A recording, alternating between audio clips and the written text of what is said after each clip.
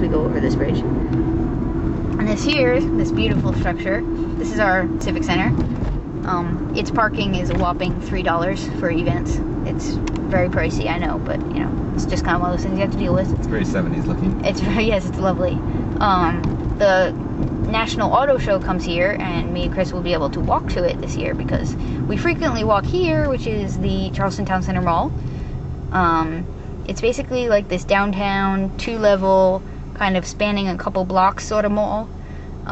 It's now being supplanted by what is called Corridor G, which is basically like Route 1 North Attleboro, just a really big, busy street of plazas and lots of stores. The mall used to be really nice. My family used to travel down here from Parkersburg so we could go to the mall just about every weekend when I was growing up.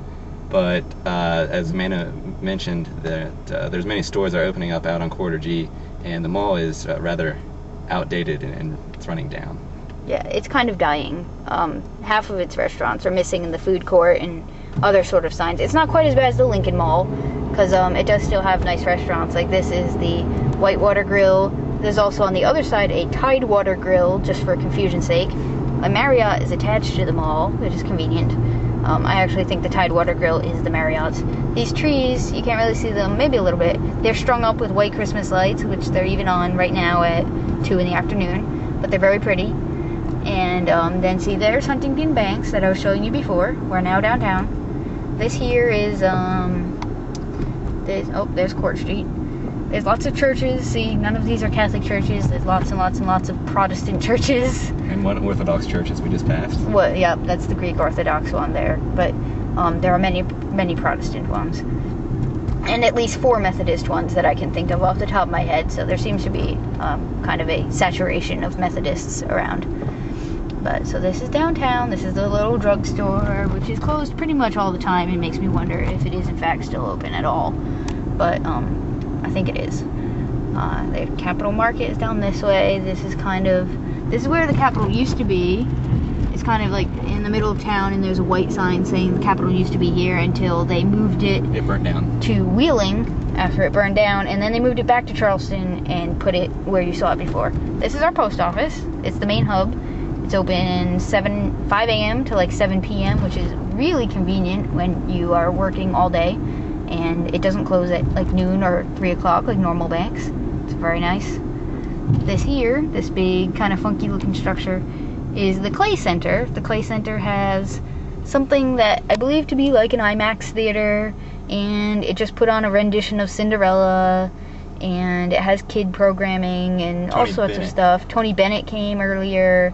I'm trying to think. I don't know if Cher came, but somebody else that you've heard of. Kathy Griffin, I think, had a comedy act. But basically, different kind of entertainment-y things go on at the Clay Center. And then you can see right there, just to prove how small everything really is, right there, those lights are the Appalachian Power Park. Because we're really just not that far from home. Because right here, around the corner to the left, is General Hospital's ER. And so obviously, based on our earlier videotaping, which you were paying a lot of attention to, you know that we're now about a block away from home. Which is cool, because it makes it easy to get around. We walk to the post office frequently. It takes a very short amount of time. This is also the family medicine clinic. So when I do family medicine, I will also be pretty much kitty-cornered to our apartment building, which is sweet. See here? Baptist Church. And it all comes around full circle. There's Charleston. It's little. It's friendly.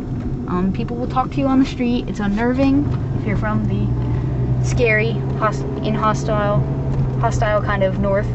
But you sort of get used to it. There's the front of the building. Kind of looks like the side. Very nice. They used brick and stone because the Baptist church is brick and the Methodist church is stone. So they were kind of trying to blend in with our older neighbors, be respectful of the neighbors, stuff like that. And here's the cornerstone, I guess, from when the Baptist church wasn't brick, 1904. Today's sermon was the consequence of faith. We didn't go to that, but that's what was going on. We did hear the bells, because we always do. This is Capitol Street. We spend a lot of time here downtown. There's many little shops and things. It's very cute, tree-lined, la-di-da. The library is down on the street. I go to it just about twice a week. Yep, we're frequent flyers of the library. And basically, they call this area, if you pay attention to the little signs pointing you to landmarks of the capital city, you'll see that they call this area the Village. I guess it's sort of trying to be trendy like New York. It's not quite the same thing. That's the library there. Some sculpture in front of it. Café de Paris, which we have never been to, but yeah. But see, it's very cute. It's very quaint. There's some homemade ice cream down here on the left that's pretty sweet. And Taylor Books. This is where Jennifer Garner and Ben Affleck come, because in case you were not sure, a little bit of pop trivia, Jennifer Garner is from the Charleston area. Here's that place I showed you earlier. This is where the original Capitol was. See? That's convenient. We're at a red light. You can read it. It's a very most traveled capital. But now, I'm pretty sure it's not going anywhere for a while. But, I mean, could be wrong. There's this little park, which we've never gone to, but, you know, it's got some benches. It's kind of cute. Maybe better off in the summer to find some shade than in the winter/fall when it's a little colder. But, as you can see, parking is not abundant downtown. Pretty much, it's all this on-street parking. There's a few random lots scattered here and there. But, we walk, so it makes our life kind of easy. FedEx Kinko's, also conveniently located about 5-minute walk away. Very nice.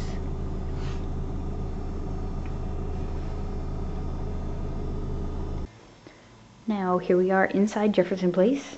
You see we have these lovely wall sconces. Oh, they don't come out so well. Okay. But anyways. So here we go. And there's our door with a wreath. Very nice. Just kidding. We're over here. This 104.